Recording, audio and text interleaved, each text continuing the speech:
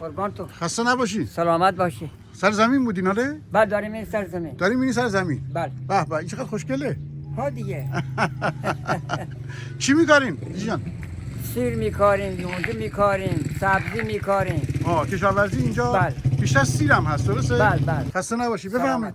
بفهمید.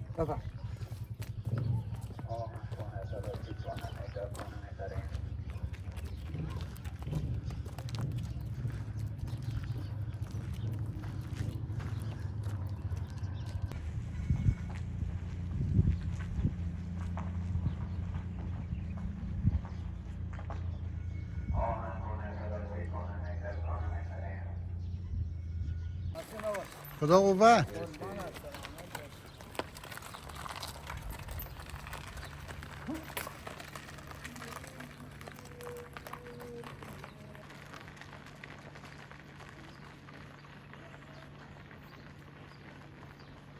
قلعه کاروانسرا که از دوران قاجار هم هست بله. بیشتر اوقات مخصوصا از زمستان دیگه دیگه گردشگران مختلف زیادی میاد.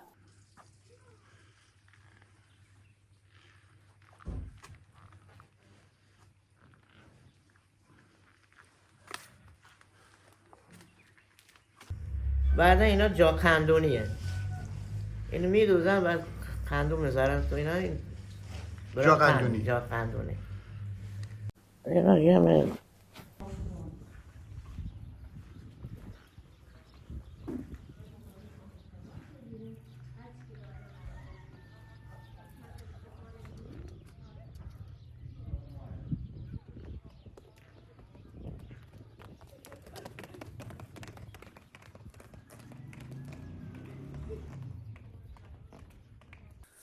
درود بر شما. سلام. سلام. خوبی خانم تکابی؟ اینجا شما رو پیدا کردیم. الان یکم در این روستا دنبال شما میگردیم. بچه‌تونه؟ بله. خدا حفظش کنه انشالله. ما یه میکروفون به شما بزنیم؟ بله. بس بفهم. سلام. تو هستین بفرمایید. سلام به روستای شفیع آباد خوش اومدین. سر کن یه لحظه. اشکال نداره. سلام، اینجا روستای شفیع آباده در 20 کیلومتری کلوتا. اذیتت می‌کنه. بذار بیاد بازی کنه. دوباره. بفهم. سلام، اینجا روستای شفیع آباده در 20 دوباره. سلام، اینجا روستای شفیع آباده در 20 کیلومتری کلوتا، اولین اثر ثبت جهانی شده در جهان. روستای شفیع آباد خب داشته ها و ظرفیت های زیادی داره که ما خانم‌های روستا سعی کردیم این داشته ها رو زنده کنیم و ازشون از این فرصت ها استفاده کنیم. حالا صنایع دستی بوده، گردشگری بوده. نمونه بارزش هم میتونیم این بومگردی رو بهتون معرفی کنیم که الان کلی گردشگر اومدن، میتونیم با هم دیگه بریم داخل و ببینیم چه خبره.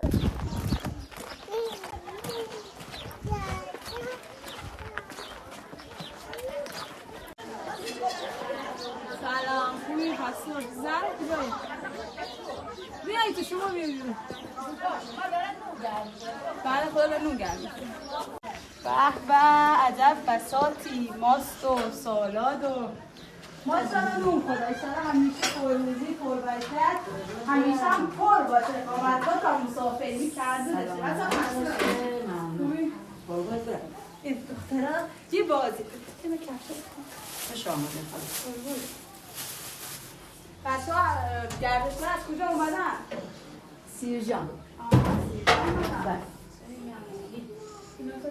از کجا اومدن خانم تکابی؟ سیرجان؟ آره از سیرجان خاله. از سیرجان خاله. آره. خسته نباشین. سلامت باشی. خدا خوشم. انشالله برکت باشه. قربونت برم خاله جان. نهار چی براشو تدارک دیدی امروز؟ زرش پلو با مرغ. نوش جان خیلی هم عالی. چند روزه هستن یعنی برای امروز هم؟ فقط نهار. بعد دیگه اصل میرم. آره اصل میرم کلوتا. خیلی هم عالی، خیلی هم عالی. موسی خسته نباشی. قربون شما بدت باشم. موسی هم دیگه در کارهای خونه به همسر کمک میکنن. قربون شما. بله ما دی با همش اومدی. آشپزی میکنی یا موسی؟ بله بله. بدت باشم. خسته نباشی. قربون شما. سلامتی.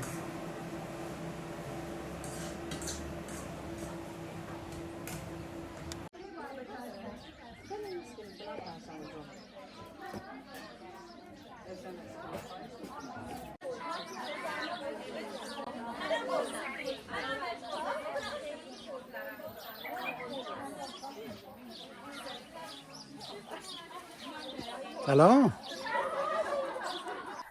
خانم‌های روستا خب قطعا هنرهای زیادی داشتن، پرده دوزی بود، حصیر بافی بود، خب کم و بیش تو خونه هاشون این کار رو انجام میدادن و ما متوجه شدیم که روستامون چون نزدیک به کلوتا هست، خب کلی گردشگر توی روستا میاد و میره، این تصمیم گرفته که هنرمون رو بیایم به اشتراک بذاریم و خودمون مستقیم محصولمون رو بفروشیم و چی بهتر از این که اومدیم از این ظرفیت استفاده کردیم و توی قلعه شروع کردیم به فروش محصولاتمون و یه سری بومگردی‌های هم راه اندازی شد که بتونن به گردشگرها خدمات بدن. بسیار عالی.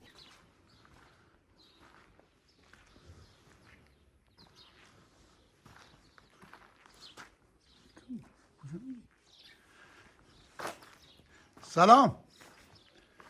خسته نباشی.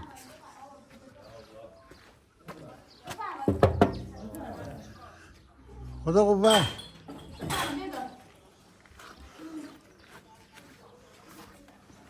سلام علیکم. سلام. احوال شما؟ الحمدلله. شما خوبی؟ سلامت باشید. سلامتی انشالله. سلامت باشید. حال شیرین؟ بله. حال شما خوبه؟ الحمدلله. بچه ها شما خوبی؟ خاله شیرین جزء اولین خانمایی بود که با خانمای روستا همکاری کردن تو رونق دادن تو روستامون و جزء کسایی بود که خیلی حمایت کرد از دخترای روستا که تو زمینه صنایع دستی همیشه هر وقت مشکلی برای ما پیش می اومد ما از خاله شیرین کمک میگرفتیم. ماشاءالله وقتایی بود که مثلا اگه تو زمینه صنایع دستی چون ماشاءالله خودشون خیلی هنرمندن مشکلی برامون پیش می اومد بنده خدا خیلی از تجربیاتشون استفاده می‌کرد. شما تعریف زیاد میکنن. اونجا تعریفی هم نداره ما یه پیشگاه قدیمی هستیم. نه شما اتفاقی هم زیبا هست. سلامت باشید. سلامت باشید انشالله. سلامت باشید.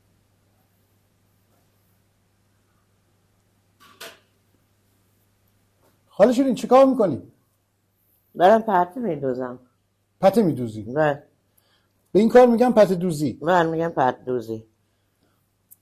و قدیم هم میدوختیم رو پارچه پرده نمیدوختیم پشم اینا پارچه های ساده مثلا ملاپه برای بالشمون برای مثلا رو لباسی قدیم یعنی میدوختیم. خاله شیرین من شنیدم که دخترای روستا ماشاءالله خیلی فعالن خیلی دارن کار میکنن. شما بعد حالا روستاهای ما خب قبلا اینطوری بوده دیگه مثلا یکم میگفتن آقا نباید دختر کار کنه زن نباید کار کنه. شما خودت نظرت چیه؟ من این نظرم الان خوبه گفتم من اینا همه رو خودش رو صحبت کردم گفتم مثلا الان شما این پرده بدوزه همیشه پول تو جیبی برای خودتون داره احتیاج نیست مثلا پیش پدر یا مادر پیشید که بگه مثلا تو امروز 100 تومن به من بده من میخوام برم جورابی بخرم برم چیز دیگه بخرم. این همیشه پول تو جیب خودتونه دست تو جیب خودتونه. ولی کم کم دیگه خب براشون خوبه پول دارن دیگه برای شروع کردن به پرده دوزی.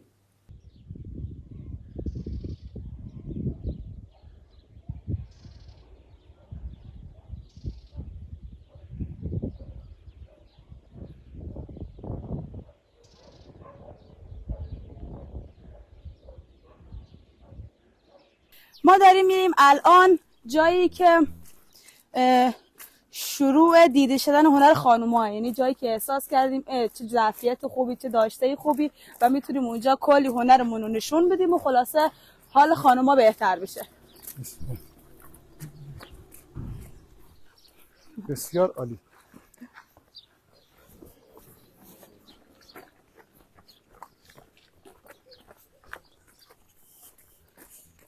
الان خسته نباشی.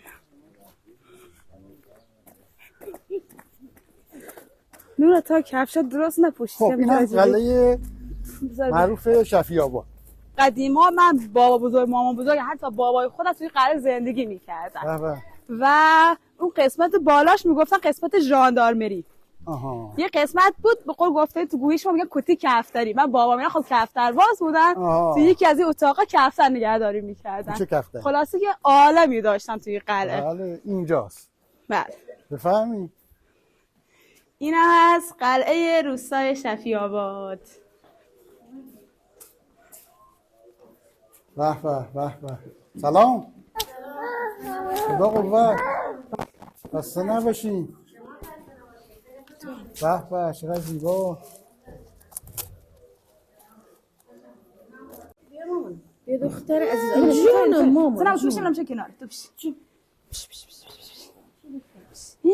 داره چی داره چیزم دارم دخترم بدم یه عزیزم بیا اوه خوبی داد دخترم زنم اینا چی بودن لوپتو بودن نه این بیبی بیبی خب اون قطعهایی که شیرین خانم داشتن میدوختن میاد میرسه اینجا هم که قلعه روستای ماست، یه محل گردشگریه که گردشگرای زیادی میان اینجا. ما سعی کردیم از این فرصت استفاده کنیم و هنر دستمون رو خودمون مستقیم بدون واسطه بیایم اینجا به معرض دید بذاریم. شهربانو که نقش فروش اینجا در حال فروش هنرشون هستن و الان در حال تولید یک عروسک محلی قدیمی هست. لوپتو از زمانهای قدیم وقتی که من بچه بودم اینو مامانم با یه چوب و پارچه درست میکرده میداده دست من باش بازی میکردم. با یه پارچه چیت برداشتیم چیندار. اون موقع زمانا مثلا یه پیراهن چیندار درست میکردن خانم‌ها میپوشیدن با یه روسری گلدار سبوش اینجوری. حالا این هم عروسه که انگشتیه هم بهش میگیم بیبی. بعد دوباره اومدیم چیکار کردیم که میخواستیم پتی رو به اون گردشگری که میاد اینجا معرفی کنیم، اومدیم دامن این عروسک رو به جای این پارچه دامنشو پته گذاشتیم.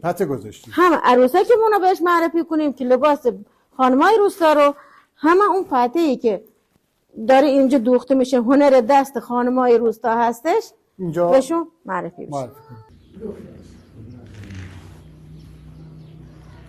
بعد گونه چند اینا رو می‌فروشیم؟ این الان نخش این یعنی الان خیلی کارش تمیزه. یوکو 700 اینا یوکو 500.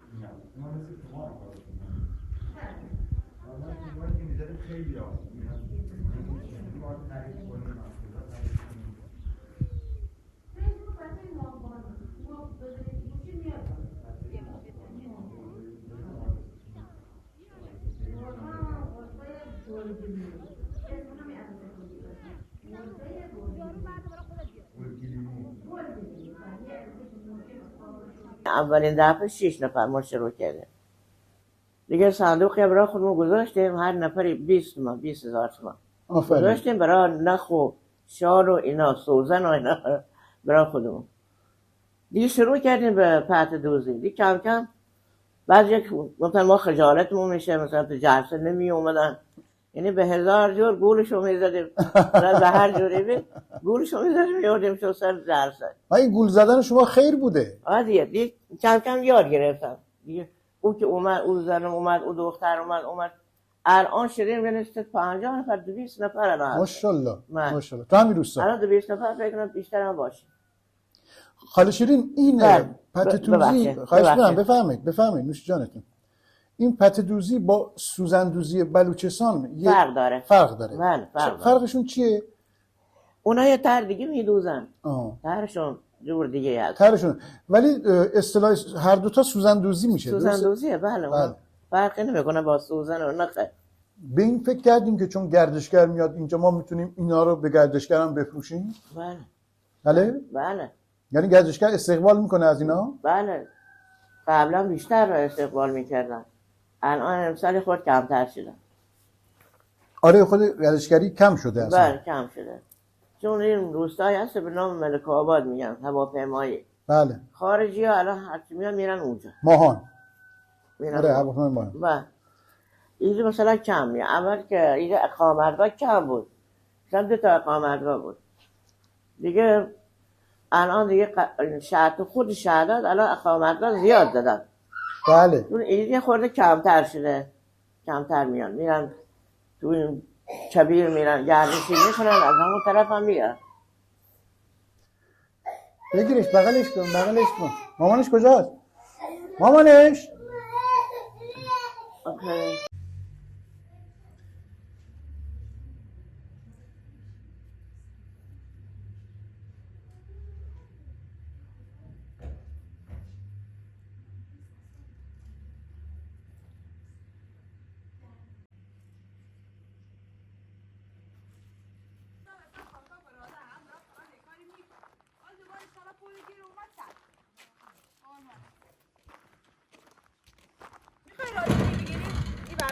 بهم میگفت بچه‌ها گوجه رو دارن چیکار میکنن میتونه یه بودجه بگیری برای قنات دوباره کار کنیم. داشتم میگفتم ما چند روز پیش 10 میلیون به قنات کمک کردیم.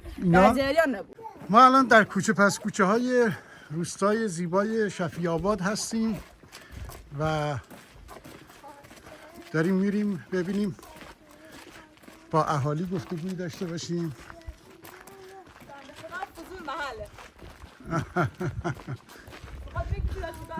آره اینم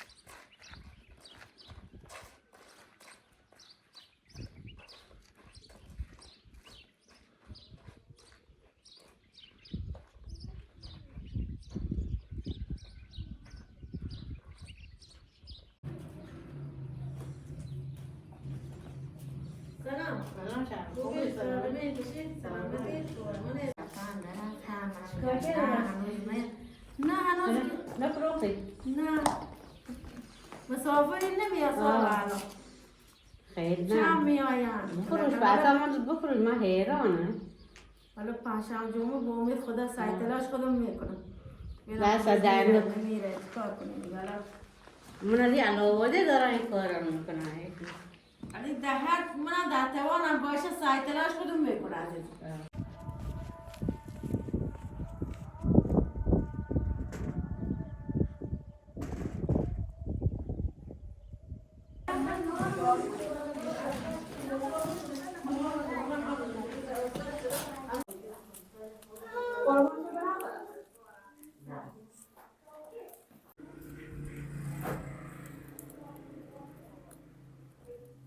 خسته نباشی مادر. سلامت باش چی میبافی؟ سبت او هست به این همون حصیر بافی میگن اینا دیاره؟ سبت بله اینا میمون به اینا میگه سبت آها سبت. الان چی داری میبافی؟ الان همون سبت دارم میبافم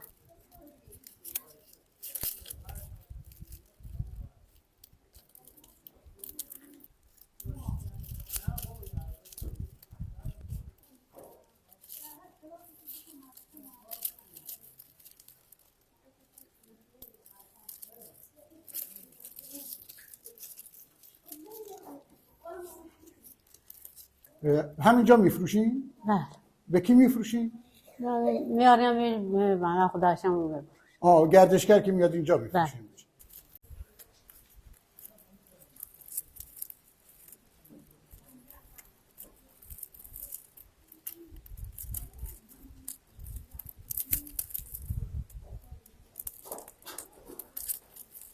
بازم باید خیس بشه.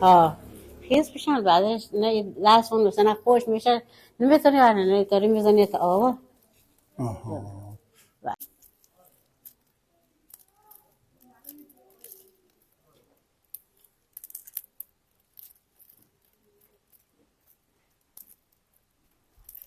میبینم که حصیر بافی هم در واقع تو جمعتون هست.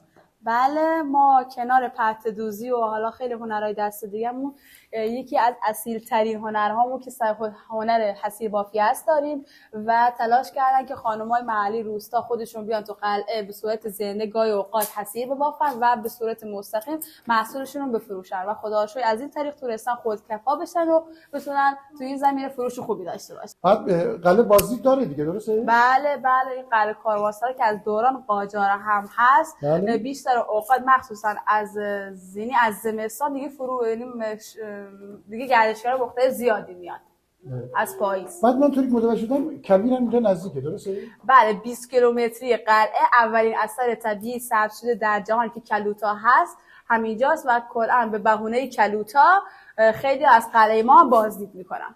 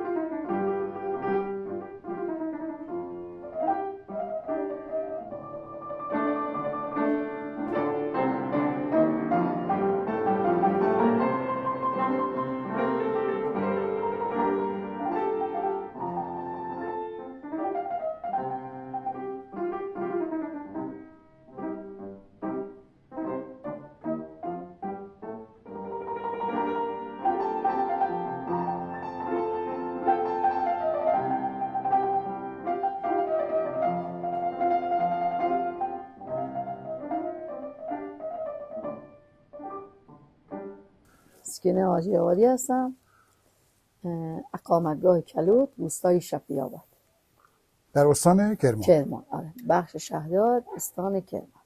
شما معروفید به خاله سکینه. آره. و خیلی خوش سخن و خوش صحبت و خوش برخورد و معمولا هر کی که اومده راضی بوده از شما. این چیه داستانش؟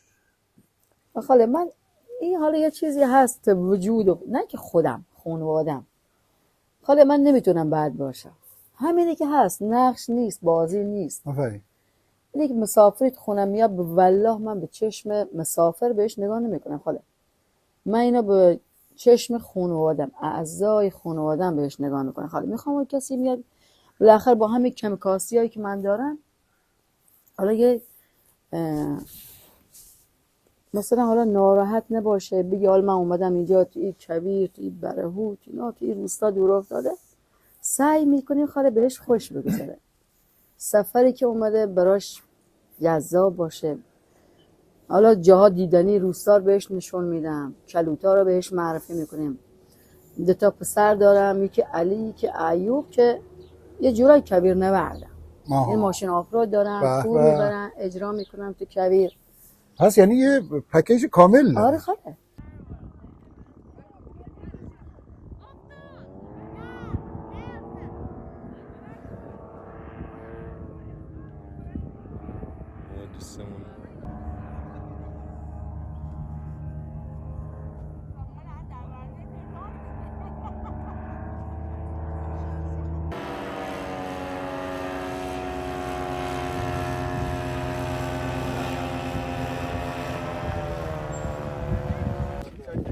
سلام. خوبی؟ خسته نباشی. مخلصم. سلامت باشی.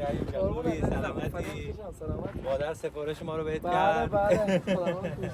آقا ایوب از اهالی روستای شفیع آباد. بله.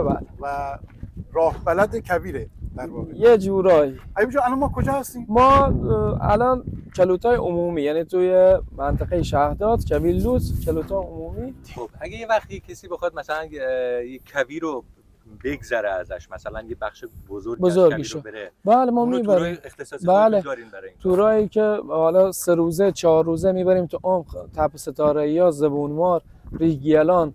حالا بله برنامه‌های 3-4 روزه خوب.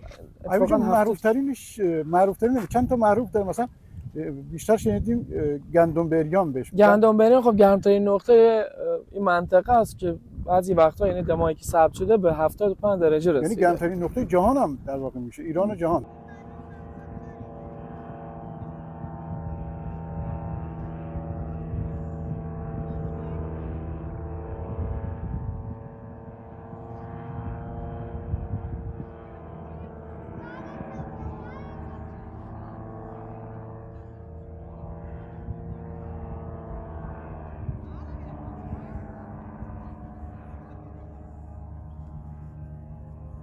خیلی شغلم دوست دارم خاله.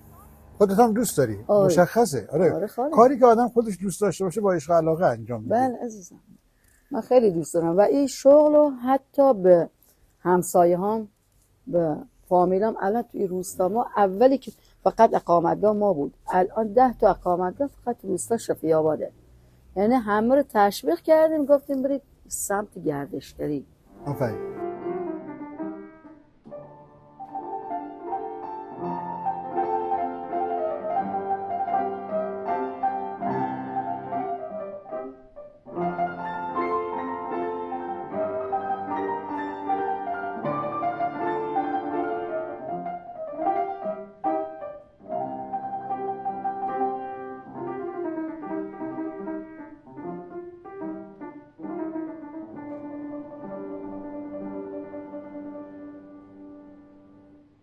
الان با نخ و سوزن داخل اونها رو پر میکنی؟ آره؟ بله، اول با خودکار نقشش میکشه ترشه، بعد روی این تر دوباره با نخ میدوزیم. بله. با این نخ مخصوص دیگه دوباره این گلا رو دیگه تو اونا دیگه میدوزیم، پر میکنیم. الان حدود چند سال، 8-9 سال که ما این کار شروع کردیم، باز از همین پرتایی که خودمون میدوزیم درصدی هم میگذاریم برای قناتا 15% برای قنات میگذاریم. 15% میزنید برای قنات. اگر هر جا خراب بشه مثلا بوجه ندارن دور برسه، ما همین صندوق برمیداریم میره خرج کنم.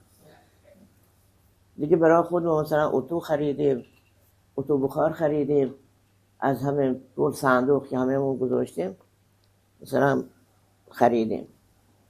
یه چیزی خریدیم، بالابری خریدیم، باز برای همون قنات ها خریدیم. خدا قوت. حال شما خوب انشالله. خسته نباشید. خسته نباشید. باباته؟ عموته. آره شباهت داری. آره. حال شما خوبه؟ الحمدلله. چیکار میکردین عمو جان؟ اینجا یونجه. یونجه. بله. اینجا کشاورزیش بیشتر چی میکردن؟ اینجا کشاورزی دیگه خدا الان همین جوی یونجه‌ای. سیرم میکارن؟ سیرم میکارن بله.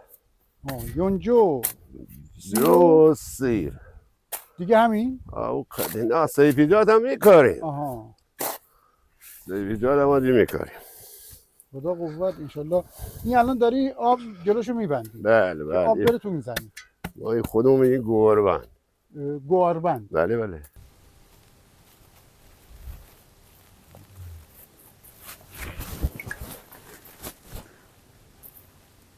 کنار صنایع دستی که ما داریم انجام میدیم، حالا خانم‌ها سعی کردیم که پشت هم باشیم، از همدیگه حمایت کنیم.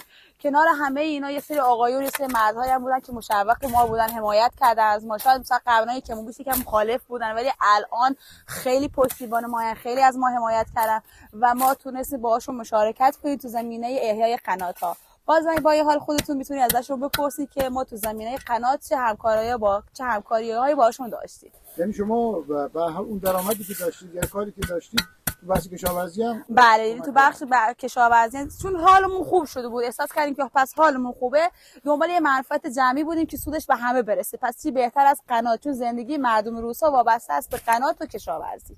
بله. درست میگه؟ بله بله بله. اینا اومدن کمک کردن. اگر جوری بگم اسم اشتباه اینا دادم 50 تومن ما خود کشاورزا گذاشتیم. اصلا قنات هست، ما آبش لیتراژ کردیم، اگر 5 لیتر بوده الان داریم 12 لیتر.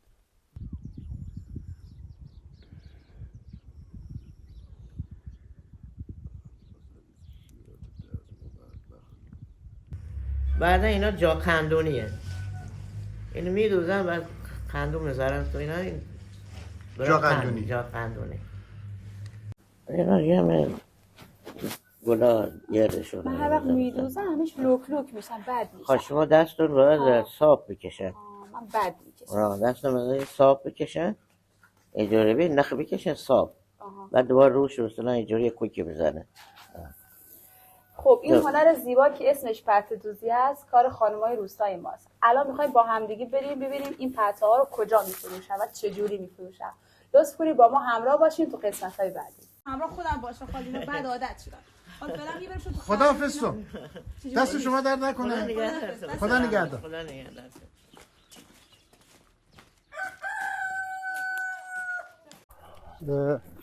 فامیلی چی بود؟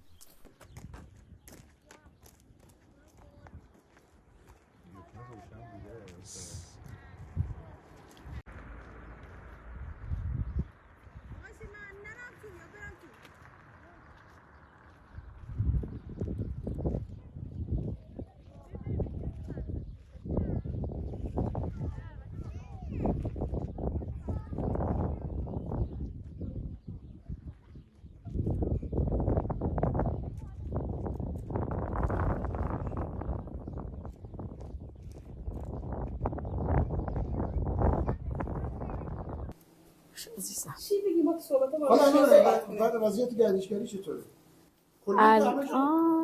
الان یک کم خراب شده، ولی خب امیدوارم که خوب بشه، چون ما شغلمون گردشگری خاله. در کل بخوایم بگیریم با چند سال قبل بخوایم حساب کنیم، اون سالایی که اصلا روستا رونقی نداشت کلا گردشگر چطور بود؟ تأثیری داشت اینجا؟ خاله عروس که عالی بود، ولی خانه الان نه خاله. الان خیلی وضع مسافر خراب شده، مخصوصا توریست خارجی ها دیگه اصلا نمیان. نه یه مدت روسا با چین می اومد، کشور چین، ولی الان همونا هم دیگه نمیان. شبا میشینیم دور هم با مسافرها گپ میزنیم. حالا اونا از خودشون میگن، ما از خودمون میگیم. خیلی هم به ما خوش میگذره و فکر میکنم هم به اونا خوش میگذره. بله که یه جورایی بالاخره اینا یه غریبه از هر نقطه دنیا که میان، بالاخره اگر ما تحویلشون نگیریم خاله سفر خوبی براشون نمیشه. اصلا همین دیالوگ که میگین خاله ارتباط برقرار میشه. آره فدات بشم، خدا خدا بگی آقا واقعا خانم، ولی این مشخصه آره. جزء اخلاق خودتونه. حالا چند سال کار میکنین؟ خاله الان نزدیکی الان شده 23 سال خاله.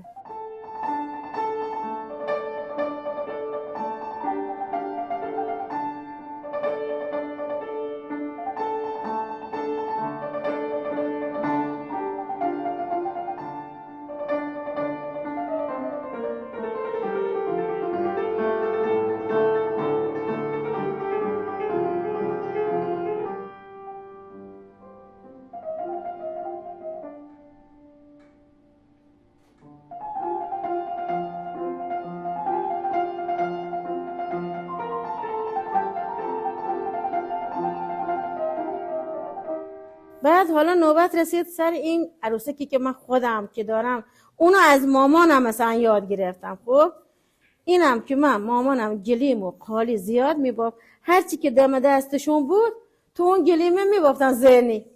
ما اومدیم چیکار کردیم؟ این عروسک تو اون گلیمه بوده.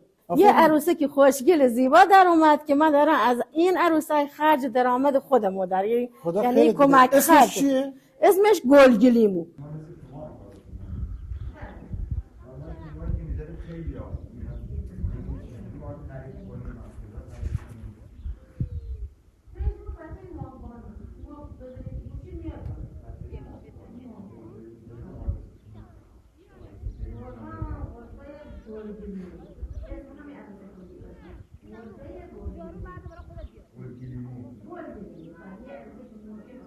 این مارمولک اسمش. خب تو کبیر ما زیاد بوده مارمولک دونوزقی بهش میگیم، که اینو ما اومدیم گلیم باف کردیم گذاشتیم اینجا نماد کبیرمونه. بعد این دستبند هم ذهنیه، ببینید الان شکل روش زدم. یعنی ذهنی بافته. ذهنی بافته آره. با ذهن خودم، چون تو دستبال مامانم که بودم ذهنی تو اون گلیما میباف، منم اینو گلیم باف کردم گذاشتم اینجا. اینا همشو ذهنی. چقدر خوب خانم، شما یعنی از در واقع محتوایی که همین روستا داشته استفاده کردیم، مثل مارمولکه، مثل عروسک. آره دیگه، ما یه چیز قدیمی رو اومدیم گذاشتیم اینجا، رنگ‌ها و در واقع بله همین نقش این پتوهایی هم که می‌بینی اینا سنتی دیگه، زمانهای قدیم اینا بوده، استفاده ازشون میکردن به عنوان بخچه عروس. اینا در واقع میشه همون پته دوزی. آره دیگه پته دوزی. بعد طرح‌های مختلف میشه دیگه. بله بله. یعنی شما سعی میکنید رنگش هم از همین طبیعت بگیرید دیگه. بله دیگه. الان اینا گیاهیه، مثلا قدیما خیلی که با رنگ گیاهی کار میکردن، شیمیایی نبوده. بله. بعدش اومدن شیمیایی رو. اینا رنگ طبیعیه. طبیعیه بله طبیعی، با نخ گیاهی دوخته شده. شالش هم از پشم، نخش هم از پشم. آره.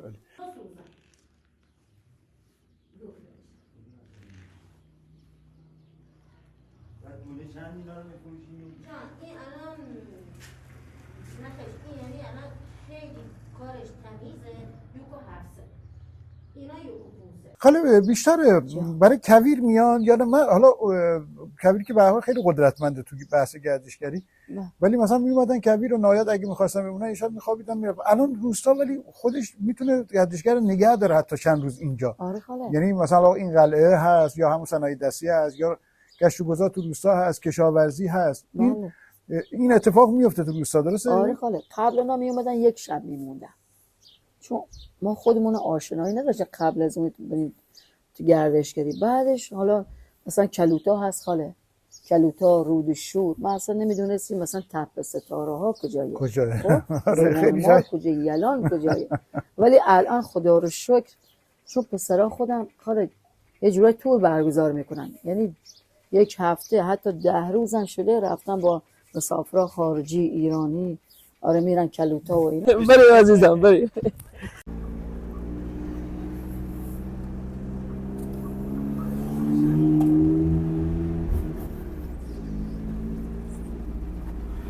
ما بیشتر مسافرامونا میبریم سمت چپ جاده، چون کلوتا بکر و حالا بزرگترین کلوتامون و خوشگل‌ترینشون سمت چپ جاده. منطقه یه جورای پارکینگ کلوتا حساب میشه. آره ماشینا وایسا، ماشینا سواری وایسا. از یه بخششو من میبینم که خود ماشینا میتونن برن، درسته؟ آره. سواری هم میتونن برن. سواری ها تا 1 کیلومتری تا جایی که صفر باشه میشه با سواری رفت. شما بالا اون کلوت هم نگاه کنیم، ما بهش میگیم بام کلوت. بام کلوت. آره اونجا برای طلوع غروب وای میسیم که مسافرها حالا غروب میخوان ببینن یا طلوع ببینن. خب میخوای یه کار کنیم، یه سافاری هم اگه میخوایم بریم آره یه آهنگ میذاریم. آره بذار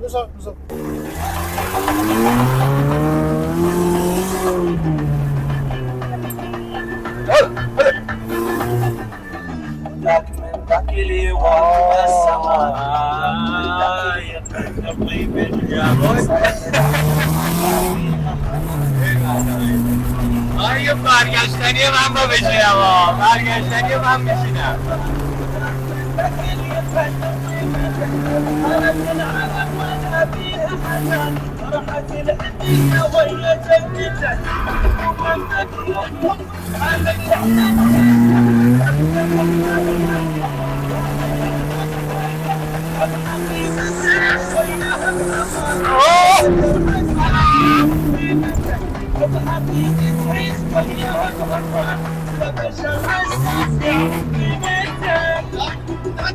به جون خودم فقط برای این علی ازت گرفتم که اونجوری نری.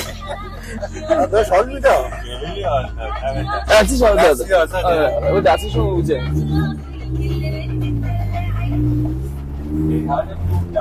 حالا بشیم و عقب ببین خوبه یا نه.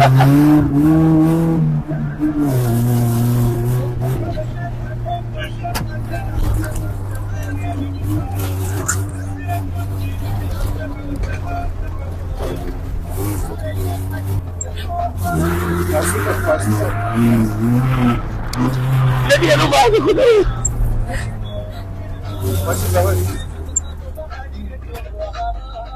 باشه. خب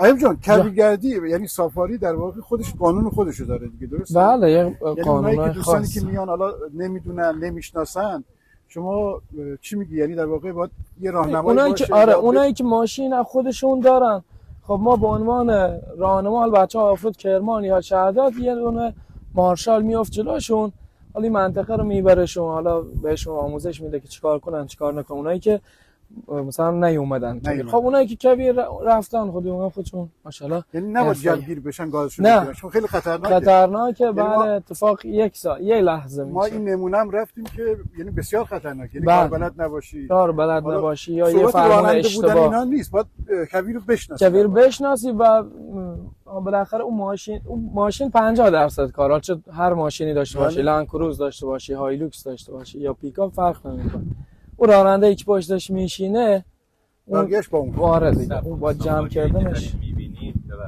سفاریایی که داریم میبینید رانندگی میکنن اینا دوره‌شو گذروندن و به این سادگی نیست که بکنید یه بار گاز میده به این قشنگی میره.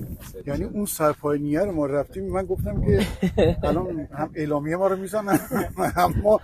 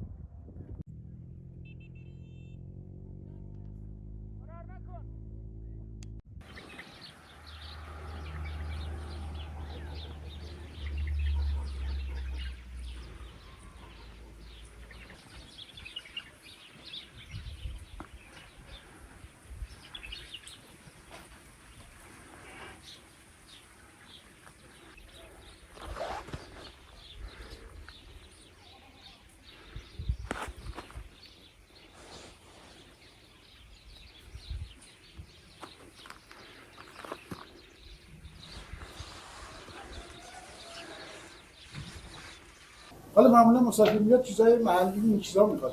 بله آره، نون محلی، غذای محلی، چیزایی مثلا مختص همین روستا باشه.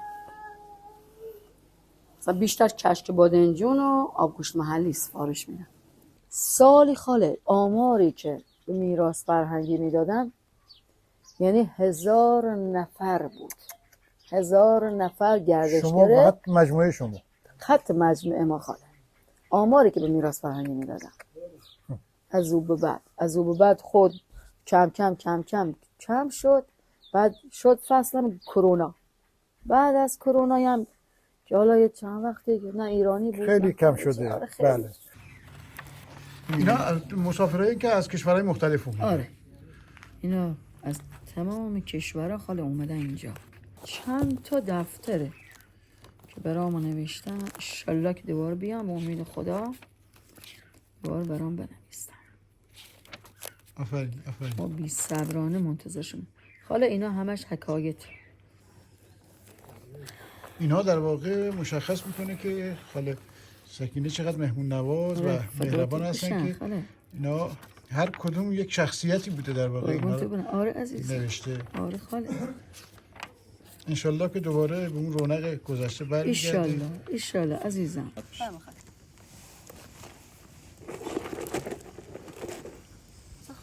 چیزا هستن میذارن رو خونده ها که راحت بشینیم. من بیارم؟ نه نرمه. میارم خدا نرمه. نه خوبه. این دستگیره میدی برش. جان دستگیره.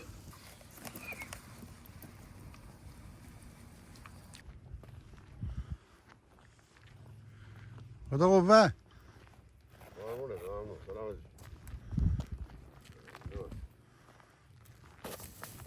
همین شما همینطوری.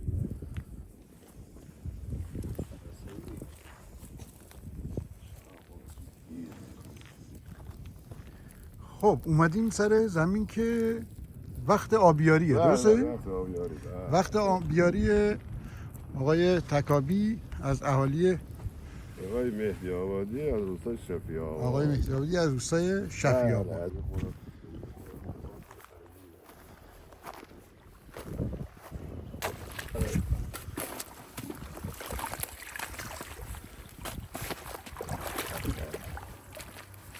قلقش اینه که از این گوشه شروع کنی بذاری اون گوشه، درسته؟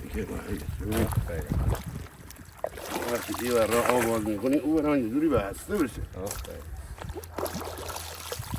خب یه سوالی همیشه وجود داره البته. بله بفرمایید. من میدونم، شما بگو که چرا این موقع شب آب میبری؟ چرا نمیذاری برای روز؟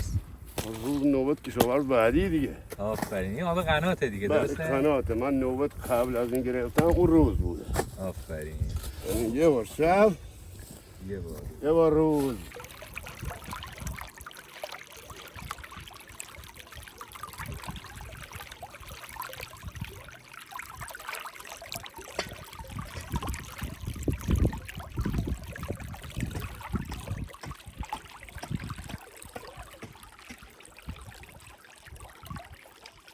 فرض کن من خودی 8 ساعت آب سیمن زمین آب میکنم. آفرین. سیمن زمین آب میکنم. 10 من زمین آب میکنم. آفرین. بعد دیگه مودی اونم هم لیتراژ مثلا. آره. خب الان جدیدا که میگن مثلا این چای یا این قنات مثلا به 20 لیتر در ثانیه آب داره. ولی قدیمی‌ها یه واحدای دیگه ای داشتن. قدیمی‌ها یه واحد دیگه داشتن. باز شهدا دوباره یه واحد دیگه داشتن. رودخونه. هر چی می‌دونم گفتن این گورمندا لوره‌ای ماش مثلا دوستان نمیشن شدی. آفرین. من گفتم شما برام اون ور جاده شما میان اونجا. چیکار کنیم اینا این ور جر آجی.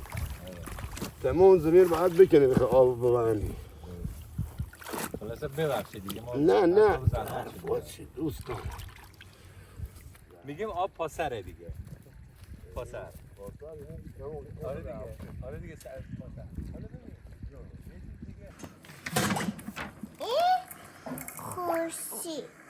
خورشیده؟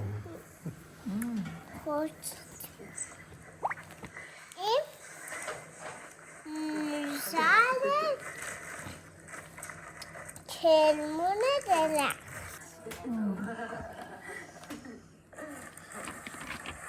این نمیشه یه آمار مسافرامون که به میراث فرهنگی دادن بارای مثلا 1000 نفر توریست خارجی بود. امسال که ثبت جهانی شده، من در آینده ای که خودم تصور میکنم مثلا توریست گردشگر تو اقامتگاه من میاد با این رزروایی که داشتم حدودا بالای مثلا 3000 نفر در طول سال.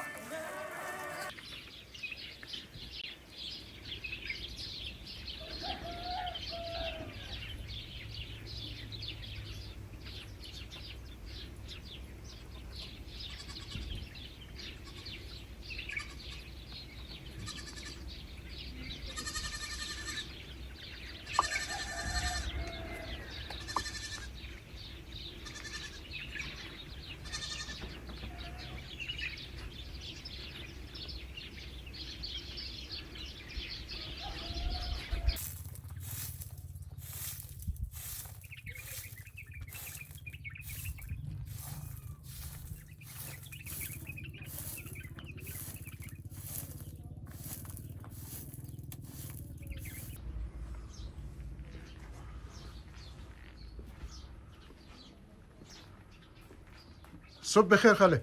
صبح شما بخیر. خسته نباشی.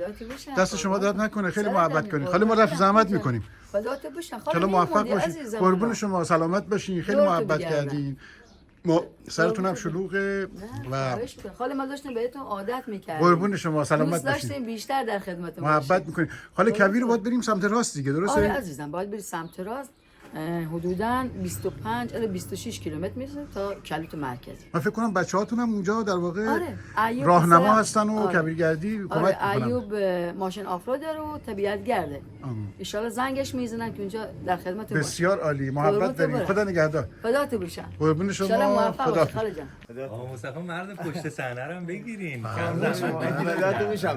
کوچیک شما هستین در دولت میشم. خاله خداحافظ. آقا مصطفی خداحافظ.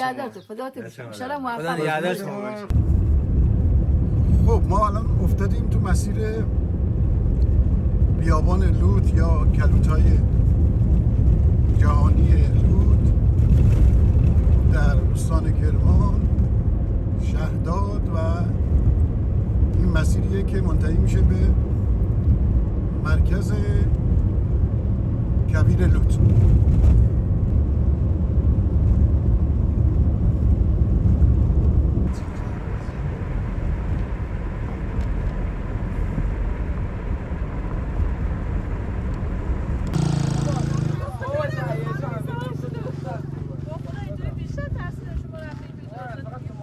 گردشگر داخلی چجوری؟ داخلی خوبه. از مهر از آبان از مهر هست تا برج 1 2. شما قربا اینقدر هست که مثلا رو اقتصاد خانواده تاثیر بذاره بگیم فقط به این درآمد تکیه کنیم؟ حال به جورایی بعضیا دیگه همین ما خودمون داریم مخارج زندگیمون همین راه در میاریم.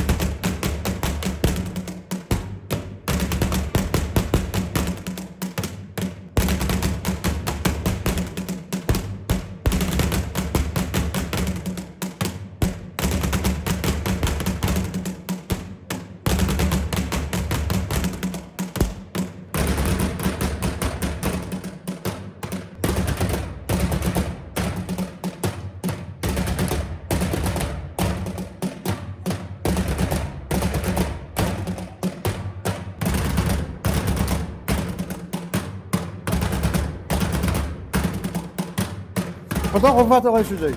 سلامت باش. یکم راجع به این صحبت میکنی چیه؟ اسمش چی میشه؟ ضرب میشه؟ نقاره میشه؟ نوبت نوازیه، نقار نوازیه. نقاره نوازی. بله. و چند سال خدمت داره این نقاره نوازی اینجا؟ زیاد، حدود 400 سال نقار نوازی میشه. آفرین. بله. و شما پدرانتون هم این کار میکردن؟ من بابام میزد نقاب خونه، منم نقاب خونه. از باباتون میاد؟ بله. بعد آموزش داده باباتون یا نه کم کم دیدید؟ دیگه هم تو کنار بابا نشستم و یاد گرفتم. اسمش این چیه؟ نقار نوازی. نقار نوازی. خودش هم میگن نقاره. نوبت زنی نقار بعد نوازی. اون چوبایی که باش میزنی چوب چیه؟ چوب ترک انار. ترک انار. بله. و فکر کنم اونا هم خیلی محکم و خیلی. بله ترک انار. بعد چیه فلسفهش چیه نقار نوازی؟ فلسفهش قدیم و برق نمیدونم اطلاع رسانی نبوده برای غروب و طلوع اینا. نماز و برای مراسم بود و یاد میزدن که اینو میزدن مردم آگاه میشدن که باید یه اتفاقی داره میفته. بله روز رب بکو میره تو خورشید را طلوع میکنه. بعد این نقاره از کجا اومده؟ مال ما ایرانیه یا نه از جای اومده؟ ساز ما خود ایرانی هست؟ ساز ایرانیه بله. بعد از چی تشکیل شده؟ اینا مس جنسش از مس. بعد روش پوسته درسته؟ پوست گاز.